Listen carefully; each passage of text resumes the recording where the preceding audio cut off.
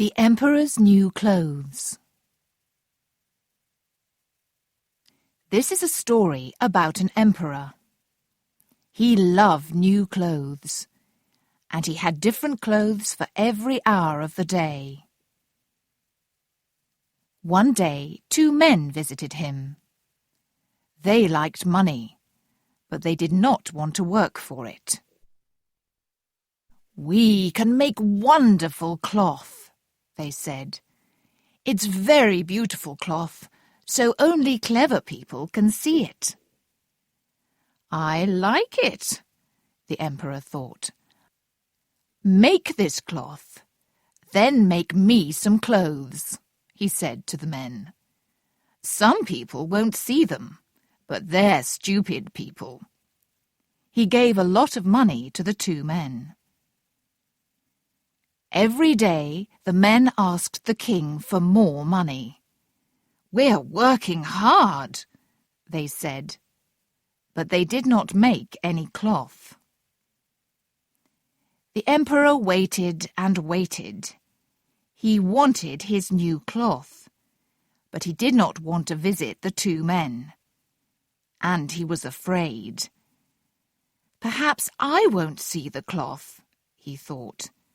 "Then everybody will know that I'm not a clever man." He called a servant. "Go and look at the new cloth. Ask them, when will it be ready?" The servant went to the men's house. But what did he see? Nothing. There was no cloth. "What are they doing?" the servant thought. "Come nearer," one of the men said. "Do you like our cloth? Isn't it beautiful?" The servant looked and looked, but he saw nothing. "I don't understand," he thought. "Am I stupid? I can't tell anybody about this." He spoke to the men. "Oh, it's very good, he said. "The cloth is beautiful. I'll tell the emperor." The emperor waited for 2 more weeks. Then he called another servant. "When will the cloth be ready?" he cried. "Find those 2 men. Ask them." This servant went to the 2 men. They showed him the cloth, but he couldn't see anything. "Isn't the cloth beautiful?" one of the bad men said. The other servant liked it. The man thought, "I can't see the cloth. I'm stupid, but I don't want anybody to know." He went back to the emperor and said, "The cloth is wonderful." After 2 or 3 days, the people in the city started to talk about the beautiful cloth.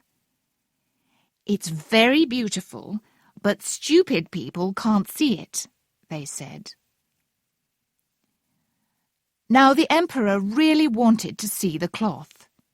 He took his servants with him and went to the men's house. "Isn't the cloth beautiful?" said the 2 men. "Please look at it. Isn't it pretty? Touch it." And they put out their hands and showed him. "I can see nothing," the emperor thought. "This is very, very bad. Am I stupid? A stupid man can't be emperor." He looked at the men's hands and said to his servants, "Oh, the cloth is beautiful. I like it." The servants looked and looked, but they saw nothing. "Beautiful, lovely, very pretty," they said. "The men will make some clothes from this cloth now." The emperor happily gave the 2 men more money. That night the 2 men did not go to bed. There were lights in every room in the house. "The emperor and his people think we're working," they thought. Next morning they went to the palace. "The emperor's new clothes are ready," they cried. The emperor went to their house with his servants. The two bad men put out their arms. "Here are your clothes," the men said. "Put them on." "Yes, yes," said the servants, but they could not see the clothes. The emperor took off his old shirt and trousers. The two men walked round him and touched his arms and legs.